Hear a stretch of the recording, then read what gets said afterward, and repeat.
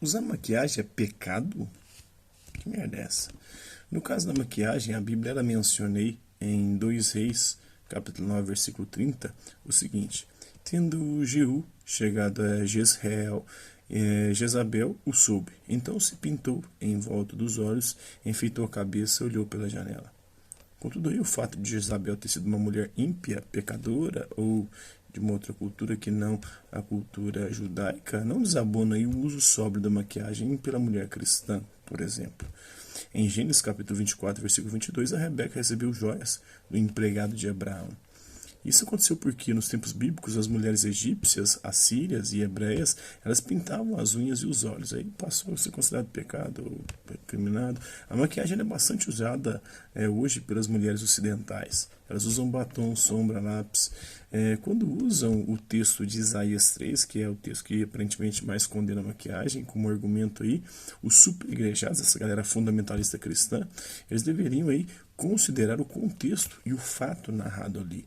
Deus estava condenando as mulheres hebreias, não pelo que elas usavam em si, né, a maquiagem, por exemplo, mas a condenação divina pairava aí sobre o modo como foram compradas todas aquelas joias, vestes, bolsas, perfumes. É um tipo de crítica que o cristão, geralmente evangélico, protestante, não faz, por uma crítica social, uma crítica que muitas vezes pode soar como socialista, e o protestante é o pai do capitalismo.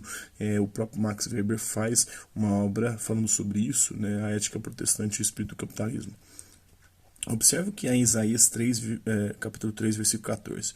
O Senhor entra em juízo contra os anciãos do seu povo e contra os seus príncipes.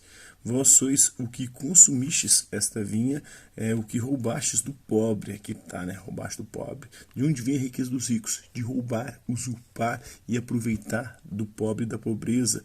Isso está em vossa casa, está na Bíblia, está na Bíblia, está na Escritura.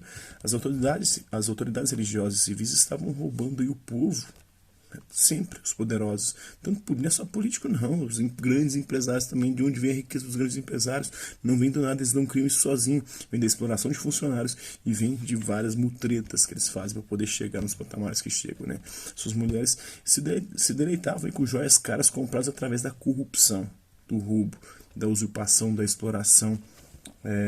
Portanto, era a corrupção geral do povo, a usurpação, você passar a perna em geral, ou não pagar o devido salário para os seus funcionários, ou de alguma forma explorá-los, né? Tudo isso é essa corrupção geral do povo, não só de político. A galera costuma interpretar isso só com político. Não, cara, grandes empresários, essa galera milionária e bilionária, pode olhar, né, na origem do dinheiro ou ao longo de toda a sua trajetória, se não há algum tipo de corrupção e se não há algum tipo de exploração. É geral do povo que Deus estava condenando ali naquele instante, naquele trecho da Escritura. Os homens também se adornavam nos tempos bíblicos, com anéis, com filactérios, e os judeus ortodoxos fazem isso até hoje. Ortodoxa é a galera que segue a reta, doxos, opinião ou doutrina, a reta doutrina judaica. Ou seja, eles são quase fundamentalistas, não evangélicos ou algumas vertentes protestantes, né? Eles fazem isso até hoje. Por fim, né, é preciso denunciar a hipocrisia machista que impera na mente aí do super-igrejado, do fundamentalista religioso, do evangélico, que condena as irmãs que desejam se enfeitar com decência. Eles condenam as mulheres, mas também usam adornos como ternos caríssimos de linho, gravatas importadas, prendedores de gravata, abotoadoras ou abotaduras de ouro. Isso também é expressão da vaidade e da opulência que tanto condenam. Inclusive, isso é pecado. A vaidade e a opulência é um dos 7 pecados capitais. Gostou do conteúdo? Então curta, comente, compartilhe, salve para poder assistir novamente numa outra oportunidade. Hasta la vista, bibs, e até a próxima.